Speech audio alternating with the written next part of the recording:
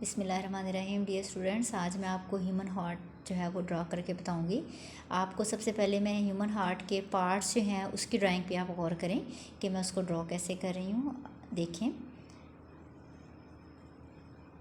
Draw करने के बाद मैं आपको इनके पार्ट्स के नाम भी बताऊंगी और उसके बाद हम देखेंगे कि ये जो पार्ट्स हैं ये फंक्शंस क्या करते हैं।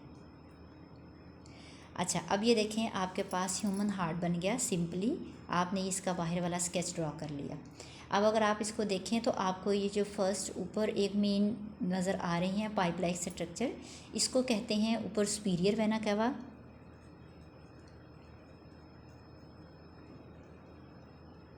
और जिसका लोअर पार्ट है it is called as inferior vena cava. ये दिल के वो मेन हिस्से हैं जो कि पूरी बॉडी से डीऑक्सीजनेटेड ब्लड जो है वो इकट्ठा करेंगे। ये बॉडी के अपर पार्ट से इकट्ठा करेगा, मीन कि आपके हेड और शोल्डर से ब्लड की कलेक्शन करेगा। जबकि जो लोअर वेना कैवा है ये आपके बॉडी के लोअर पार्ट से जो है वो सब डीऑक्सीजनेटेड जो ब्लड है वो इकट्ठा करके हार्ट के अंदर एंटर करेगा। बॉडी के लोअर पार्ट्स में एब्डोमेन आ जाते हैं और लिम्स आ जाती हैं, मीन कि आपकी लेग्स आ जाती हैं, फुट आ जाते हैं, ये सारे आएंगे स्ट्रक्चर। अच्छा, ये तो आपको मैंने उसका बाहर वाला स्ट्रक्चर ड्रॉ करके दिखाया। अब उसके इंटरनल पार्ट्स देखते हैं। हार्ट का जो है ये यहाँ पे देखें, ये ऐसे दो स्ट्रक्चर इंटरनली साइड पे आप ड्रॉ करेंगे। It is called as an atrium, ये भी एट्रियम है और ये भी एट्रियम है। It is called right atrium and it is called left atrium. अब इसके साथ ही ये दिल के चार खाने होते हैं, बेसिकली 4 चैम्बर्स हैं। ये फर्स्ट 2 चैम्बर्स मैंने आपको बता दिए, right atrium and left atrium. बिल्कुल राइट एट्रियम के नीचे ही आपको हार्ट का जो सेकंड थर्ड चैम्बर नज़र आएगा, it is called as right ventricle.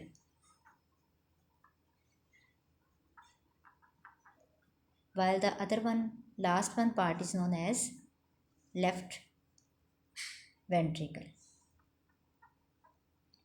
ये आपने जो है ह्यूमन हार्ट जो है ड्रॉ कर लिया।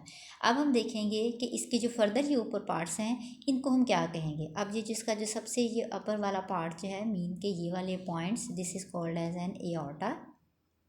एओर्टा वो जो मेन पाइप है जिससे पूरी बॉडी के थ्रू जो है आपका ऑक्सीजनेटेड ब्लड जो है वो सप्लाई होगा। और ये जो आपको स्ट्रक्चर नज़र आ रहे हैं इनमें ये आपको कहलाएगा पल्मोनरी आर्टरी, और एक इनमें जो है वो कहलाएगी पल्मोनरी वेन। अब आर्टरी और वेन का डिफरेंस ऑलरेडी आपको पता है। आर्टरी में वो ब्लड होता है जो कि जो ऑक्सीजनेटेड हो, जो दिल का ऑक्सीजनेटेड ब्लड है उसको हम वो आर्टरी में मौजूद होता है और वो आर्टरी में ही पूरी बॉडी में सप्लाई होता है। जबकि जो बॉडी का डीऑक्सीजनेटेड ब्लड है वो वेन में मौजूद होता है।